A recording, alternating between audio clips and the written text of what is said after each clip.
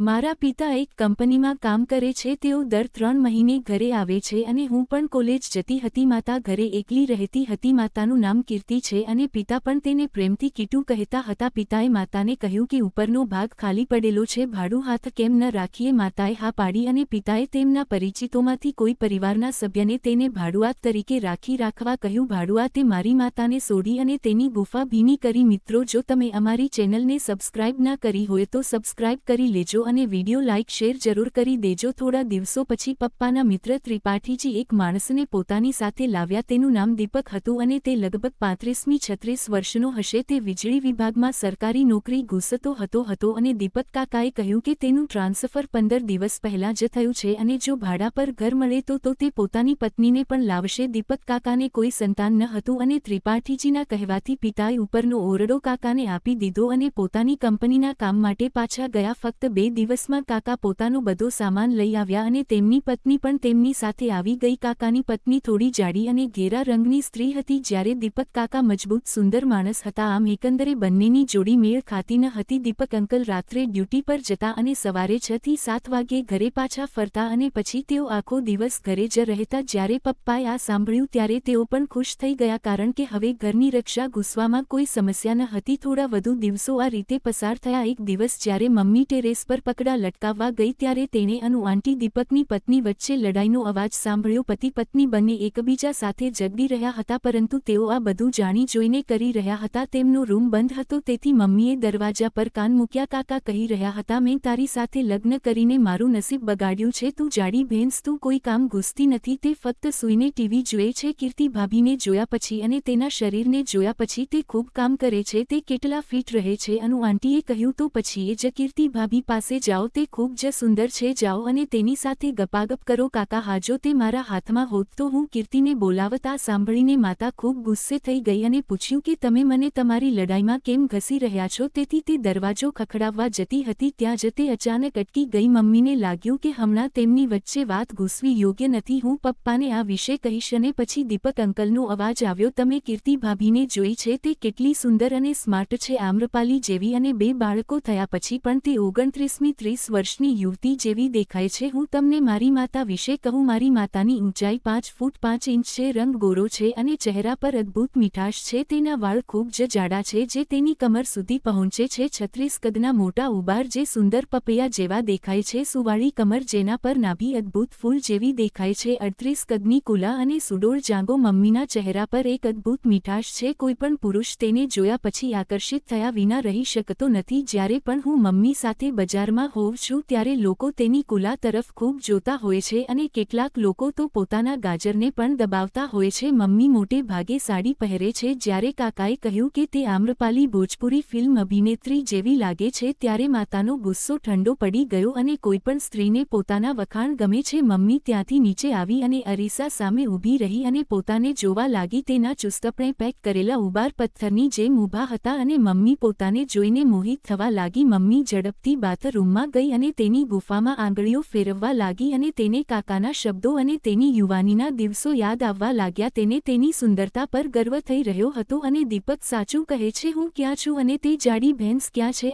અને મમ્મી હવે કાકા પ્રત્યે સહાનુભૂતિ રાખવા લાગી હતી. બીજા દિવસે માતા ફરીથી પકડા સૂકવા ગઈ તો કાકાનો દરવાજો બંધ હતો પણ કેટલાક અવાજો આવી રહ્યા હતા. આ ઉફો ધીમે ધીમે ઘૂસ. દોસ્ત, હું પેટથી છું, આંટી કહી રહી હતી. જ્યારે મમ્મીએ દરવાજાના કાણામાંથી અંદર જોયું ત્યારે તેણે કાકા અને કાકી બંને મગન જોયા અને કાકા ઉબારને દબાવી રહ્યા હતા. કાકાનું 9 ઇંચ લાંબુ અને 3 ઇંચ જાડું ગાજર લાલ થઈ રહ્યું હતું. કાકાએ કહ્યું, મારી કીર્તિ, તું ખૂબ જ હોટ છે. આંટીએ કહ્યું, તું મને સોડી રહ્યો છે પણ પહેલીનું નામ લઈ રહ્યો છે. દીપક અંકલ, હા. જો કીર્તિનું નામ સાંભળતા જ ગાજર ખૂબ જ ટેટાર થઈ ગયું તો જ્યારે કીર્તિ સામે હશે ત્યારે શું થશે? આ સાંભળીને મમ્મી સૂન થઈ ગઈ અને કાકાએ હવે તેની પીઠ પર રાખી અને ગાજર મૂકીને તેને ધક્કો માર્યો. 1 કલાકના તીવ્ર કાર્યક્રમ પછી કાકાએ પોતાનું પાણી છોડ્યું અને તે દરમિયાન મમ્મીની હાલત વધુ ખરાબ થઈ ગઈ. તે પોતે જ પોતાના શહેરી સાથે રમવા લાગી અને હવે તેને કાકાની વાતનું ખરાબ લાગ્યું નહીં અને કાકા માતાનું કેટલું ધ્યાન રાખે છે તે જાણ્યા પછી પણ માતાએ આ વિશે પિતાને કંઈ કહ્યું નહીં. આ ક્રમ 10-12 દિવસ સુધી ચાલુ રહ્યો. મમ્મી રોજ ટેરેસ પર જતી અને પતિ પત્ની વચ્ચેની વાતચીત સાંભળતી અને મમ્મી નીચે આવીને અરીસામાં પોતાને જોતી. 15-20 દિવસ પછી માસી તેના ભાઈના ઘરે ગઈ અને કાકા તેની સંભાળ રાખતા હતા. હવે ઘરે ફક્ત કાકા અને માતા જ હતા, પણ કાકા ભાગ્યે જ નીચે આવતા. એક દિવસ જ્યારે મમ્મી ઉપર ગઈ ત્યારે કાકાના રૂમમાંથી કંઈક અવાજ આવી રહ્યો હતો. મમ્મીએ અટકીને છિદ્રમાંથી જોયું. કાકાએ ગાજર કાઢ્યું હતું અને તેમના હાથમાં મોબાઈલ હતો. ગાજર ભયંકર સ્વરૂપમાં હતું. દીપક અંકલ, આ હા મારો પ્રેમ કીટુ કીટુ, અને આ કહેતી વખતે હલાવતો હતો. અંકલ વારંવાર મોબાઈલને બસી કરી રહ્યા હતા. મમ્મી શાંતિથી નીચે આવી અને અરીસા સામે ઊભી રહી અને આનંદ માણવા લાગી. મમ્મી પછી રસોડામાં ગઈ અને એક કાગડી લીધી, તેને ગુફામાં નાખી અને જોરથી પોતાને શોધવા લાગી અને તેના ઉબાળ દબાવવા લાગી. મમ્મીએ ખૂબ જ મુશ્કેલીથી તેની આંખ શાંત કરી. બીજા દિવસે કાકા નીચે આવ્યા અને મમ્મી સાથે વાત કરવા લાગ્યા. તેણે ચા માંગી. મમ્મીએ હા પાડી. મમ્મી ચા બનાવવા રસોડામાં ગઈ. કાકા આંખોથી મમ્મી તરફ જોઈ રહ્યા હતા. તેના ચહેરા પર લાળ દેખાતી હતી. મમ્મીએ ચા બનાવી અને લાવી અને જ્યારે કાકા ચા પીવા લાગ્યા ત્યારે મમ્મીએ કાકાને કહ્યું, શું હું તમને કંઈક પૂછી શકું? શું તમારા લગ્ન ગોઠવાયેલા હતા? કાકા એક ક્ષણ માટે ચૂપ રહ્યા અને પછી કહ્યું, હા, મને તે ગમતી નહોતી. મમ્મીએ પૂછ્યું, તો તમને કેવા પ્રકારની છોકરી ગમે છે? કાકાએ તરત જ જવાબ આપ્યો, કીટુજી, તમે ગમો છો? માફ કરશો, મારો મતલબ કીર્તિજી, તમે મારા જેવી. માતાએ કહ્યું, મારામાં આટલું ખાસ શું છે કે તને મારા જેવી છોકરી ગમે છે? કાકાએ કહ્યું, કીર્તિજી, તમે ખૂબ જ સુંદર અને સ્માર્ટ છો. મમ્મી શરમાઈ ગઈ અને હસ્યા. કાકા તરત જ ઊભા થયા અને મમ્મીની ખૂબ નજીક બેઠા અને મમ્મી તેમની સામે માથું નીચું રાખીને ઊભી હતી. મમ્મીના મોટા ઉબાર તેના ભારે શ્વાસ સાથે ઉપર નીચે થઈ રહ્યા હતા. કાકાએ અચાનક કમર પર હાથ મૂક્યો અને પોતાની તરફ ખેંચી લીધી. મમ્મી, તું શું કરી રહ્યો છે? મને છોડી દે. કાકાએ મમ્મીને પોતાના હાથમાં મજબૂતીથી પકડી રાખી. પકડ એટલી મજબૂત હતી કે તેના ઉબાર ફસાઈ ગયા. મમ્મીના મોઢામાંથી ગરમ શ્વાસ નીકળવા લાગ્યા અને મમ્મીએ કહ્યું, મને છોડી દો. જો કોઈ આવશે તો તે શું કહેશે? કાકાએ કહ્યું, કોઈ નહીં આવે મારા પ્રિય. અને કાકાએ હોઠ પર પોતાના હોઠ મૂક્યા. કાકાના હાથ ઉબાર પર હતા અને તે ખુશીથી તેમને દબાવી રહ્યા હતા. મમ્મીના મોઢામાંથી અવાજ આવવા લાગ્યા, આ હા હા હુઓ, આ હા હા હુઓ, આ હા હા હુઓ. કાકાએ ખોલી. કાકાનું કાળું ગાજર ભયાનક દેખાતું હતું અને કાકાનું ગાજર ખૂબ લાંબુ અને જાડું હતું અને કાકાનું ગાજર લગભગ 11 ઇંચ લાંબુ અને 4 ઇંચ જાડું હતું. હવે તેનું ગાજર મમ્મીએ પહેલીવાર જોયું હતું. તેના ઘૂંસતા પણ મોટું હતું. કાકાનું ગાજર જોઈને મમ્મીની આંખો પહોળી થઈ ગઈ અને તેણે કલ્પના પણ નહોતી કરી કે ગાજર આટલું મોટું હશે. મમ્મીને આશ્ચર્યચકિત જોઈને કાકાએ કહ્યું, મારા પ્રેમ કીટુ, આજથી તે તારું છે. મમ્મી શરમાઈ ગઈ અને કાકાએ તેના પર ઝડપ કરી. કાકાએ સીધા રાખી અને તેના પર સદ્દી ગયા અને બંને હાથ વડે તેના ઉબારની માલિશ ઘૂસવાનું શરૂ કર્યું. ઉફ, ધીમે ધીમે ઘૂસ, આ દુખે છે. હવે કાકાએ પોતાના ગાજરની ટોચ મમ્મીની ગુફા પર મૂકી અને ધક્કો માર્યો, પણ ગાજર ખૂબ જાડું હતું. ગાજર અંદર જઈ શકતું ન હતું. 2-3 વાર પ્રયત્ન કર્યો, પણ જ્યારે ગાજર અંદર ન ગયું ત્યારે કાકાએ ટેબલ પરથી તેલની બોટલ ઉપાડી અને તેને તેના ગાજર પર લગાવી અને ગુફાને પણ પલાળી. આ વખતે જ્યારે કાકાએ તેમના ગાજરનું માથું મૂકીને ધક્કો માર્યો ત્યારે તે મમ્મીની ગુફામાં 4 થી 5 ઇંચ અંદર ગયો. તેને ફાડી નાખ્યો. માતાના મોઢામાંથી એક ચીસ નીકળી, પછી બીજો જોરદાર ધક્કો આપ્યો. હવે ગાજર ગુફામાં પ્રવેશવા લાગ્યું. ગુફાની દિવાલો ફાડી નાખતું મમ્મીની રૂમમાં ગુંજવા લાગી. મમ્મી ખૂબ જ મુશ્કેલીથી ઊભી થઈ અને બાથરૂમમાં ગઈ અને જ્યારે તે